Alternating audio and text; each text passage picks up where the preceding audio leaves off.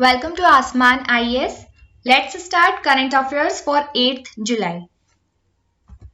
पहला हमारा आर्टिकल है completion of annual MNREGA limit 2020.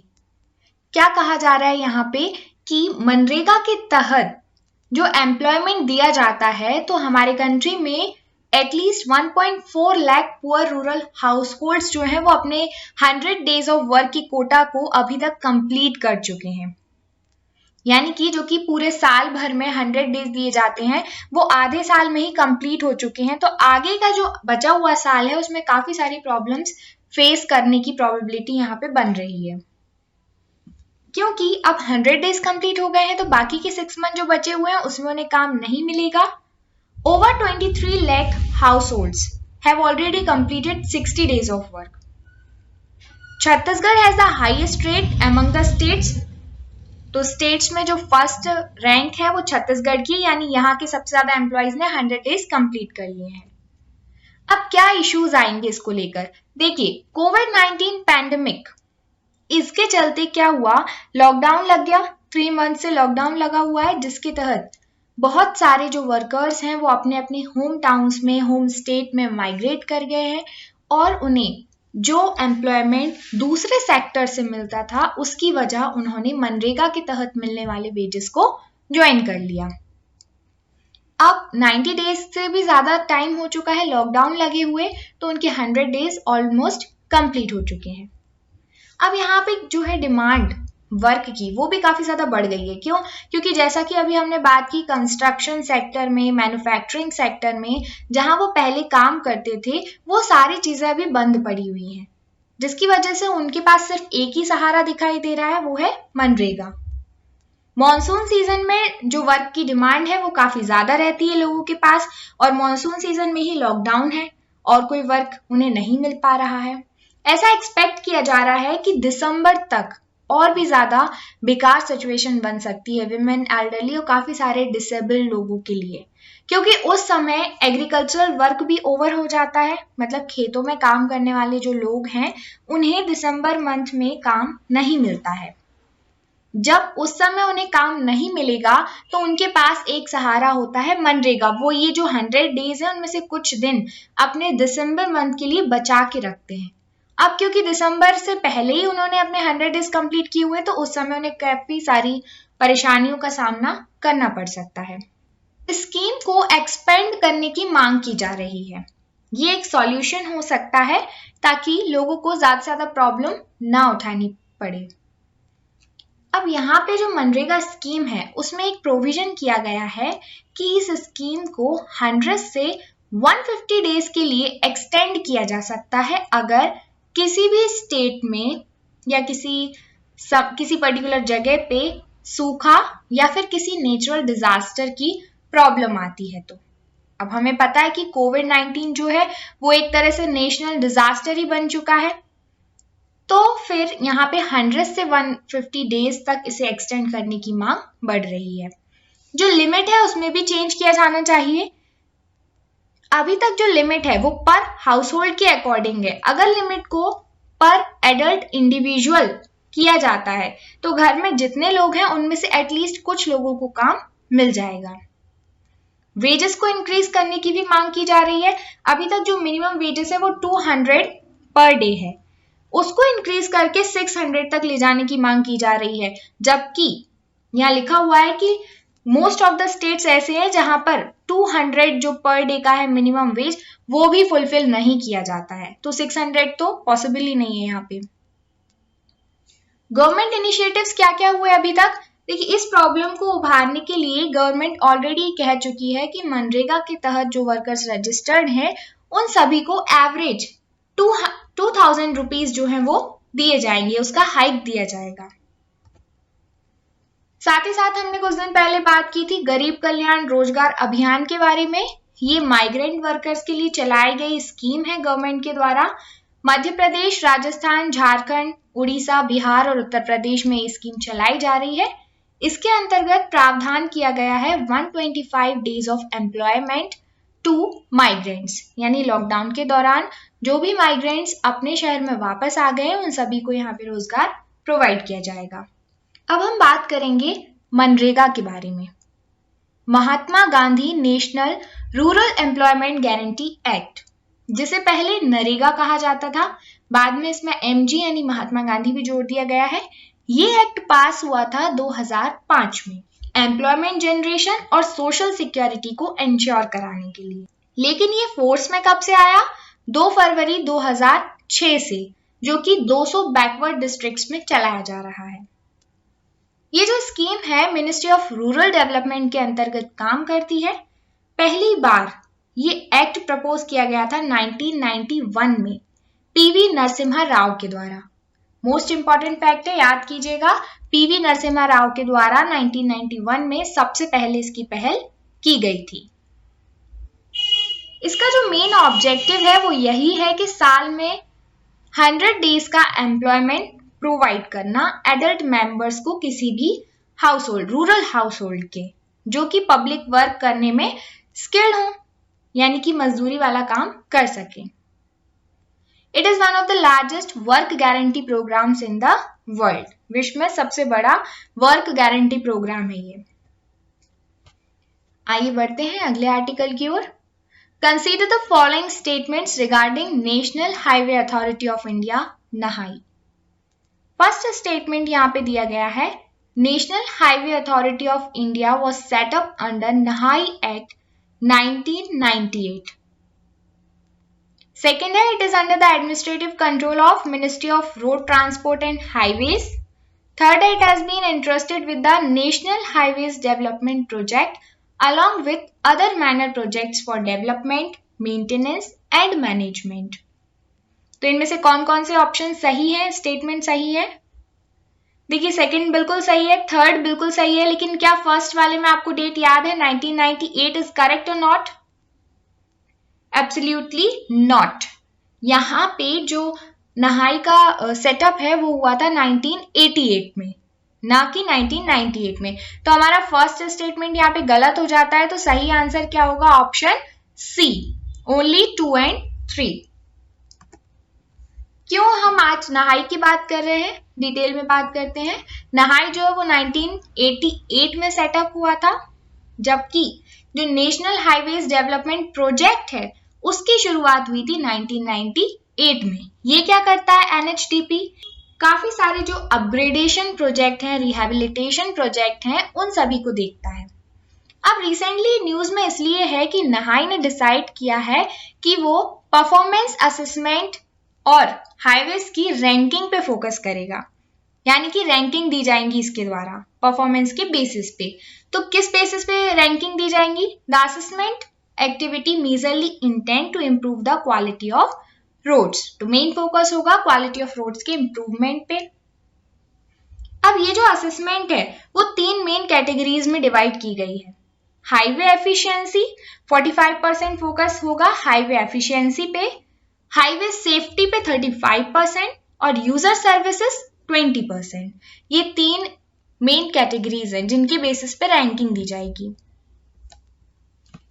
इसके अलावा कुछ सेपरेट रैंकिंग्स भी दी जाएंगी बिल्ड ऑपरेट ट्रांसफर के लिए, हाइब्रिड एन्युटी मॉडल यानी HAM, और तीसरा है engineering procurement and construction EPC project. इन सभी पे भी रैंकिंग दी जानी है। अब इन सभी के बारे में हम बात करते हैं डिटेल में कि BOT क्या होता है। BOT जो है वो एक कन्वेंशनल PPP मॉडल है। PPP यानी पब्लिक प्राइवेट पार्टनरशिप।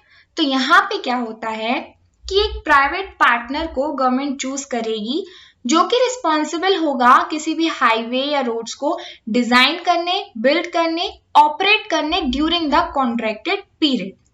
जब तक कि उसके पास गवर्नमेंट ने कॉन्ट्रैक्ट दिया है तैयार करने का, तब तक सारी रिस्पॉन्सिबिलिटी रहेगी प्राइवेट पार्टनर की। जब वो कंप्लीट हो जाएगी उसके बाद वो जो हाईवे है वो वापस से ट्रांसफर हो जाएगा पब्लिक सेक्टर यानी गवर्नमेंट के पास। तो ये हो गया BOT, यानी पहले बिल्ड किया, ऑपरेट किया और फिर ट्रांसफर कर दिया गवर्नमेंट को। दूसरा है हाइब्रिड एन्युटी मॉडल। इसमें क्या होगा? जो सेंट्रल गवर्नमेंट है वो 40% कॉस्ट बियर करेगी और रिमेनिंग जो 60% है वो अरेंज की जाएगी किसी प्राइवेट पार्टनर, यानी कि यहाँ पे दोनों की पार्टनरशिप रहेगी, गवर्नमेंट की 40% और 60% प्राइवेट। फिर ईपीसी मॉडल में क्या होता है, टोटली जो कॉस्ट है वो गवर्नमेंट के द्वारा बियर की जाती है। तो ये 3 मॉडल्स हैं और तीनों ही बहुत इंपॉर्टेंट है, आपको पता होना चाहिए। नेक्स्ट हमारा क्वेश्चन है द लॉजिस्टिक्स परफॉर्मेंस इंडेक्स यानी LPI किसके द्वारा डेवलप किया जाता है? ऑप्शन है वर्ल्ड बैंक ग्रुप, सेकंड है UNCTAD, थर्ड है IMF यानी इंटरनेशनल मॉनेटरी फंड और फोर्थ है नीति आयोग। यहाँ पे हमारा जो सही आंसर होगा वो क्या होगा, वर्ल्ड बैंक ग्रुप। याद रखिएगा लॉजिस्टिक परफॉर्मेंस इंडेक्स और ease of doing business index ये दोनों ही वर्ल्ड बैंक के द्वारा डेवलप किए जाते हैं। अब यहाँ पे आप ये भी याद रखिएगा इंडिया की जो 2018 में रैंकिंग थी वो 44th थी लॉजिस्टिक परफॉर्मेंस इंडेक्स में। ये क्या होता है, LPI जो है वो एक इंटरेक्टिव बेंचमार्किंग टूल है to help countries identify the challenges and opportunities they face in their performance on trade logistics। Logistics आप सभी को पता होगा कि कोई भी सामान जो है उसका इंपोर्ट एक्सपोर्ट होता है, उसके ट्रांसफर में जो भी चीजें लगी होती हैं वो सब लॉजिस्टिक्स में आ जाती हैं। तो उन सभी चीजों को हैंडल करने में जो परफॉर्मेंस है वो हमारी कितनी बेहतर है, हम कितना बेहतर ट्रांसपोर्ट दे पा रहे हैं, तो ये सारी चीजें आती हैं लॉजिस्टिक परफॉर्मेंस के अंदर। ये रिसेंटली न्यूज में क्यों है? The Ministry of Commerce and Industry is considering replacing the Multimodal Transportation of Goods Act 1993 with a National Logistics Efficiency and Advancement, Predictability and Safety Act। Government जो है इस act को, जो कि MMTG एक्ट है, उसे NLEAP से replace करने वाली है। ये जो है ये इंट्रोड्यूस किया गया था एक्सपोर्टर्स को फैसिलिटेट करने के लिए, ताकि जो एक्सपोर्टर्स हैं वो अपने गुड्स को जब ट्रांसपोर्ट करते हैं तो उसमें सिक्योरिटी और सेफ्टी को इंश्योर किया जा सके। अब गवर्नमेंट का यहाँ पे टारगेट है कि वो अपने लॉजिस्टिक्स कॉस्ट को 14% ऑफ GDP से 10% ऑफ GDP तक रिड्यूस करना चाहती है।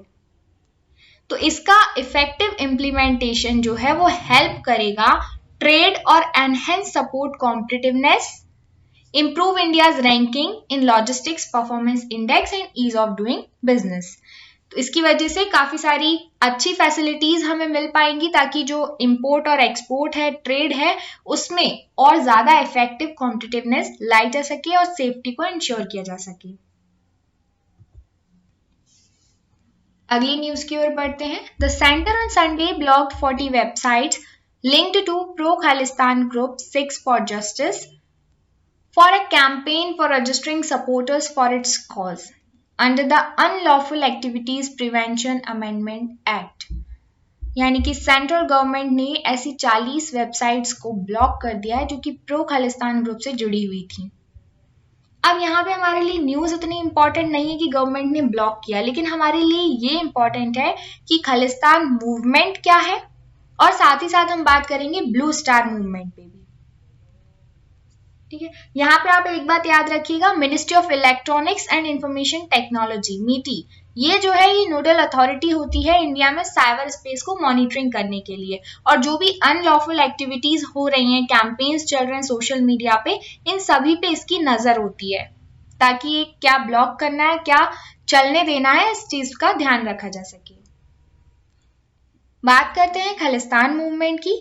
खालिस्तान मूवमेंट जो है वो सिख सेपरेटिस्ट मूवमेंट है।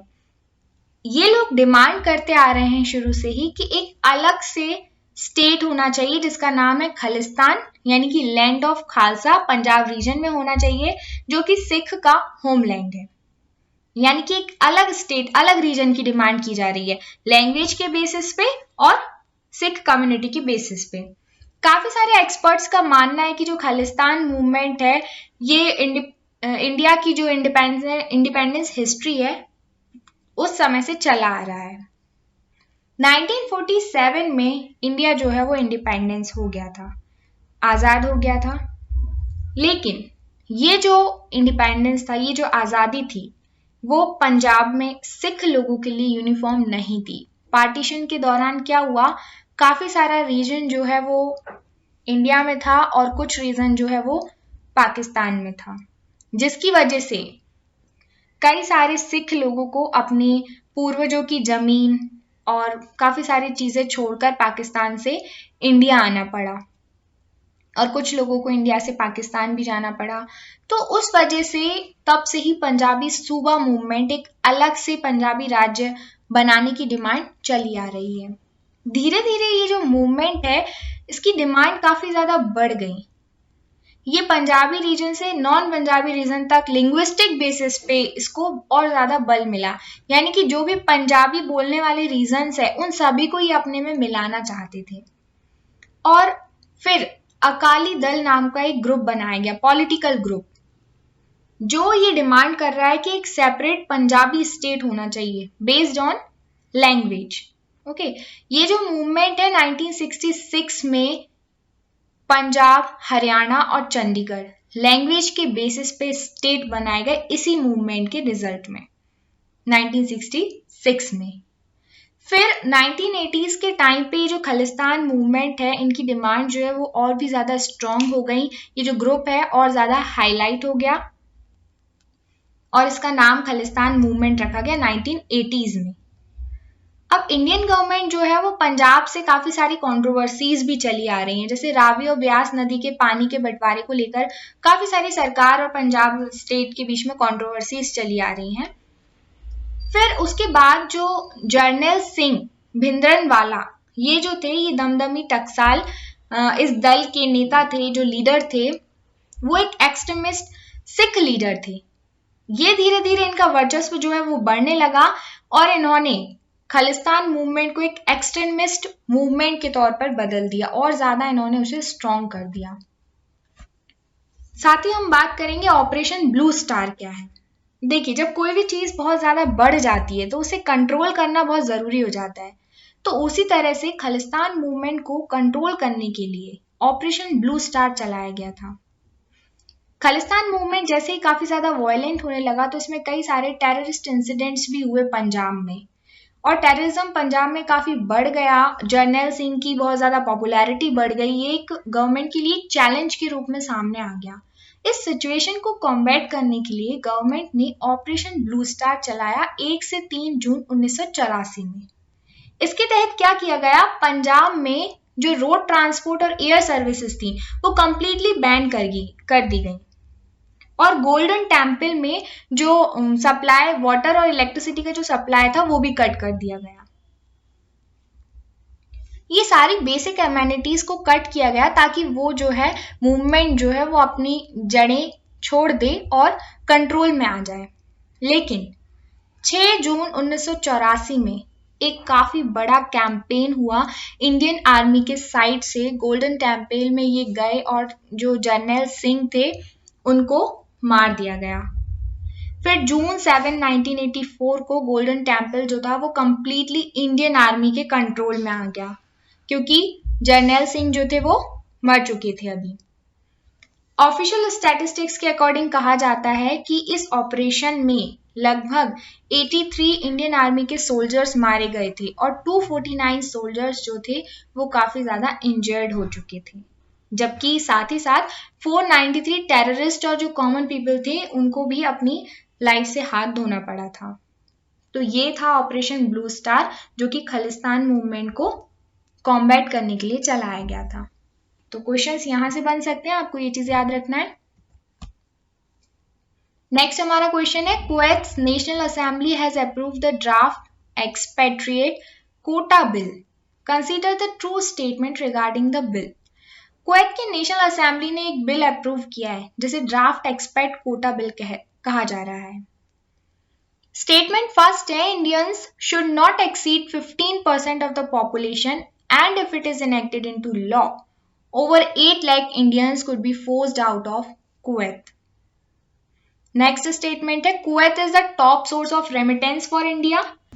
In 2018, India received nearly 4.8 billion US dollar from Kuwait as remittances. Remittance क्या होता है? जो हमारे इंडिया के नेशनल्स हैं, यहाँ के नागरिक हैं, वो बाहर देश में जाके काम करते हैं, तो वहां से जो अपनी इनकम भेजते हैं अपनी फैमिली मेंबर्स के लिए यहाँ पे, उसे हम रेमिटेंसेस कहते हैं। ओके, थर्ड स्टेटमेंट है Kuwait has been working to reduce its dependence on foreign workers. It no longer wants to remain an expat majority nation with its own citizens turning into a minority. इनमें से कौन सा statement सही है आपको ये बताना है। वीडियो को पॉज कीजिए और ध्यान से पढ़िएगा। तो यहाँ पे हमारा जो सही आंसर होगा वो होगा option D, all of the above, यानी कि सभी स्टेटमेंट्स हमारे जो है वो सही हैं। तो यहाँ पे आप देखिए, अगर सभी स्टेटमेंट सही है तो कुवैत क्या कहना चाह रहा है अपने इस बिल के थ्रू कि अगर ये बिल एक्ट बनता है, लॉ बनता है, तो इंडिया जो है, इंडिया के वर्कर्स जो है वो कुवैत में 15% से ज्यादा नहीं रह सकते, यानी कि कुवैत काफी सारे वर्कर्स को, इंडियन वर्कर्स को वापस भेज देगा, अपने देश से भगा देगा, लगभग 8 लाख इंडियंस। ठीक है, ऐसा क्यों कर रहा है कुवैत? क्योंकि वो अपनी डिपेंडेंसी जो है फॉरेन वर्कर्स पे वो कम करना चाहता है। कोविड-19 के टाइम पे उसने रियलाइज किया कि काफी सारी जो कोविड-19 के पेशेंट्स हैं, जो चेन इतनी बढ़ गई है, वो फॉरेन वर्कर्स की वजह से बढ़ी और वो ऐसा नहीं चाहता था। ठीक है, दूसरा मेन रीजन उसका ये है कि धीरे धीरे कुवैत में फॉरेन नेशनल्स इतने ज्यादा हो गए हैं कि वो मेजॉरिटी में आने लगे हैं और जो वहाँ के ओरिजिनल्स हैं, जो वहाँ के रीजनल लोग हैं, वो धीरे धीरे माइनॉरिटी में कन्वर्ट होते जा रहे हैं। तो इस चीज से आगे काफी प्रॉब्लम हो सकती है, इसलिए कुवैत ऐसा करना चाह रहा है। अब इंडिया के लिए क्या कंसर्न है? देखिए, इंडिया के लिए कुवैत जो है वो टॉप सोर्स है रेमिटेंसेस का। ओके, 2018 में लगभग 4.8 बिलियन डॉलर जो मनी है वो रेमिटेंसेस के फॉर्म में इंडिया ने रिसीव की। तो ये सारे कंसर्न्स हैं। अब यहाँ पे आपको कुवैत के बारे में हमने पढ़ा, तो हम साथ ही जान लेते हैं पर्सियन गल्फ रीजन के बारे में। पर्सियन गल्फ जो है, यहाँ पे आप मैप में देखेंगे, ये है पर्सियन गल्फ। तो ये पर्सियन गल्फ रीजन जो है, इसके आसपास की जो कंट्रीज हैं उन्हें हम पर्सियन गल्फ कंट्रीज कहते हैं। तो यहाँ 8 कंट्रीज हैं, Bahrain, Iran, Iraq, Kuwait, Oman, Qatar, Saudi Arabia and United Arab Emirates. ये जो टोटल 8 कंट्रीज हैं, ये यूनाइटेड नेशंस के मेंबर कंट्रीज हैं। ठीक है, उनमें से UAE, Bahrain, Saudi Arabia, Oman, Qatar और कुवैत, ये जो 6 कंट्रीज हैं, ये गल्फ कोऑपरेशन काउंसिल इसके मेंबर कंट्रीज हैं। ठीक है, अब पर्शियन गल्फ कंट्रीज में से ये जो Iran, Iraq, Kuwait, UAE, Saudi Arabia हैं, ये ओपेक के मेंबर्स हैं। ओपेक क्या है? Organization of petroleum exporting countries.